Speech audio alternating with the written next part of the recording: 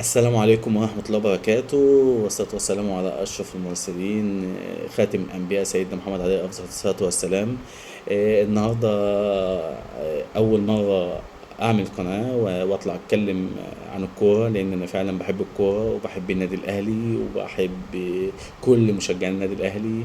وأهلا بكم في برنامجكم الجديد كورة مع عمرو.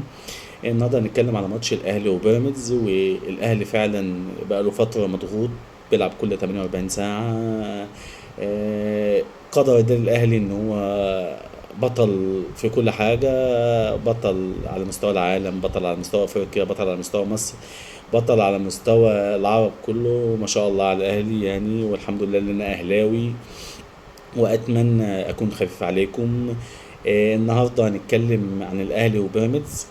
كولر يعمل إيه الحاجات اللي هيعملها النهارده تكون دافع ليه للماتش النهارده والمكسب بثلاث نقاط. المكسب النهارده مش هيبقى بس ثلاث نقاط، لا هيبقى فرق سبع نقاط ما بين الاهلي وبيراميدز. الاهلي كمان ليه ثلاث ماتشات مؤجلات. وان شاء الله الاهلي يكسب النهارده 3-0 ان شاء الله باذن الله. كولر المفروض النهارده يبقى عامل يضغط من قدام، يضغط من قدام عشان ما يخليش فريق بيراميدز يستحوذ على الكوره، لان فريق بيراميدز فعلا خطير جدا لما تبقى معاه الكوره، بالذات لما بيبقى هجمه مرتده على الاهلي.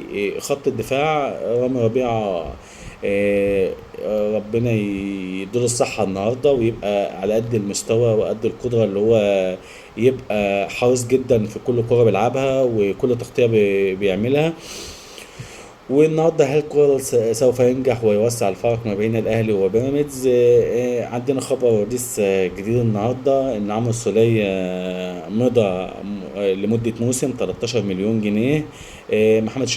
محمد الشناوي ممكن يرحل او يبقى في النادي الاهلي، وهل لو رحل عن النادي الاهلي هل سيتاثر النادي الاهلي، ولا هل مصطفى شوبير هيبقى الحارس الجديد للنادي الاهلي؟ هو بصراحه مصطفى شوبير مقدم مباراة عظيمة جدا في الفترة اللي فاتت، في أفريقيا وفي الدوري، وما شاء الله عليه يعني. احنا معاه وداعمين للنادي الأهلي. ايه البداية أفكار الاتنين.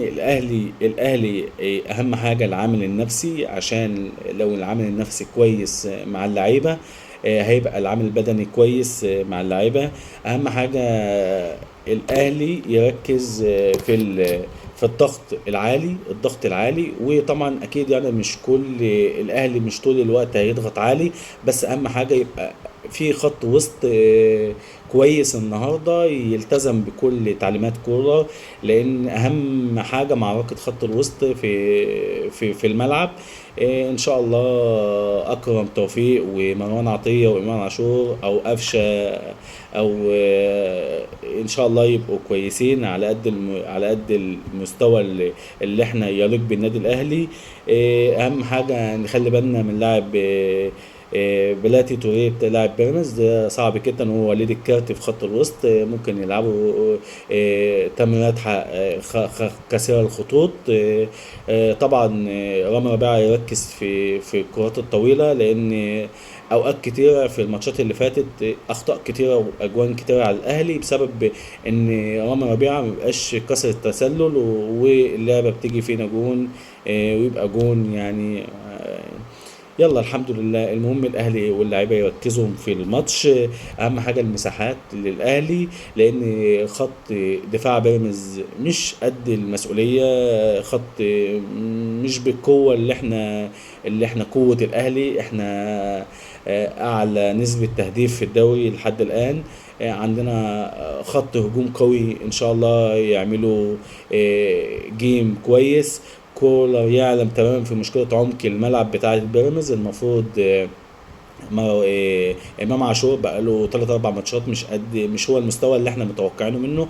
المفروض امام عاشور يبقى احسن من كده وافضل من كده، ويبقى التمريرات بتاعته سريعه، ما يرقصش كتير، ما يحاولش يستهتر بالكرة كتير، احنا مستنيين منه حاجات افضل باذن الله، وان شاء الله يبقى على قد المستوى النهارده ويقدم مستوى كويس النهارده ان شاء الله. حسين الشحات اصبح اكبر واحد، اصبح اكتر واحد في الاهلي محوري في النادي الاهلي.